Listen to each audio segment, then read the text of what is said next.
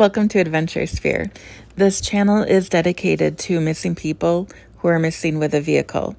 In the process of creating this database, we are creating a volunteer sonar search and recovery dive team to search for the people featured on our channel. Our services are free of charge. We ask you to consider subscribing, watch our content, and help spread awareness of our endeavor. The National Suicide Prevention Lifeline can be reached by dialing 988 or 1-800-273-8255. Calls are free and confidential. Every year, over 600,000 individuals go missing in the United States, according to the National Missing and Unidentified Persons System. While many are quickly found and returned to their families, others remain missing as years pass by. This is Joseph Sireci's story. So Joseph Sireci, goes by Joe, was 63 and is missing from Philadelphia, Pennsylvania. His last date of contact was Friday, May 27th, 1983, when he was at home between 10 p.m. and 4:30 a.m. His home was in the vicinity of the 1100 block of Daly Street. Joseph drives a dark blue four-door 1972 Mercury Montego with Pennsylvania license plates Y75089. The Philadelphia Police Department is investigating. They can be reached at 215-686-3093. His case number is 8304-19849.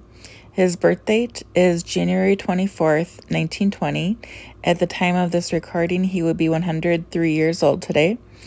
He does wear glasses, and he's missing 3 teeth. Joe was on his way to the laundromat near 3rd Street and South Street in Philadelphia, and then on his way to work at Penn's Landing condominiums, but he never arrived, at least at the condominium. Investigators believe it is possible that he drove his car into the Delaware River. DNA is on file. He may be wearing a Timex watch, and his daughter says that he has the AB blood type, and that is the hardest blood to obtain for people who need blood transfusions. So if any of y'all are out there that have AB blood type, please donate if you can. So I found another site, and they said that he was going to the laundromat to open it up. So I'm thinking that must have been a passive way for him to generate income for the family, unless he just manages there part-time too. So Joe has a daughter, Connie. In 2013, she had made a comment on a forum that he went to the laundromat to open it up. It was on 3rd Street near a Frank Russo.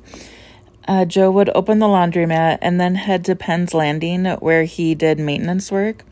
Joe was supposed to return home to pick up her mother, Florence, and then bring her to grandparents' stay in Cinnaminson, New Jersey. He never arrived home or to the site in New Jersey. And then, when he didn't return home, they filed the missing persons report. Then DNA was collected from one of his siblings, who's now deceased, his daughter Connie, and then other family members. I got to looking into the weather for that day. The high was 66 and the low was 54. It rained through 5 a.m. He left at 4:30. I am wondering if he might have if there was like an oil patch in the road and he might have slipped into the Delaware River if he was driving on the frontage road to it. The sunrise was at 5:38 a.m., so it could have been that was also, because it was raining. I was going to say the sun could have been catching in his eyes, but it was raining, so that wouldn't happen. So sunrise 5:38 and sunset at 8:20 p.m. His wife, Florence, passed away in 2015 without knowing what happened to her husband. The rest of his family is still searching for answers. I do have some questions for any friends or family members who might see this, might be able to give us some more insight. I'm wondering if you volunteered anywhere what church he might have attended, and then what hobbies did he have or any social groups that he would hang out with. Would he prefer to go out or stay home? I think he's going to be an early bird if he's getting up at 4:30. Did he give any possessions away in the month or two before he disappeared? Does he prefer driving on the main roads or the back roads? So would he hop on the freeway and take that up north, or to the Penn's Landing, or would he stay on the surface streets? Is he accustomed to driving at night? Does that bother his vision at all? Did he put any calls into AAA, his mechanic, or car insurance in the day or two before he went missing? Were there any items that he always carried or wore? I think he had the Timex watch, and he wears prescription glasses, which is good to know. But would he carry anything for self-defense, being up that early in the morning? Or perhaps a multi-tool if he is a maintenance man at the condos, and if you might need it working at the laundromat. Let's see here.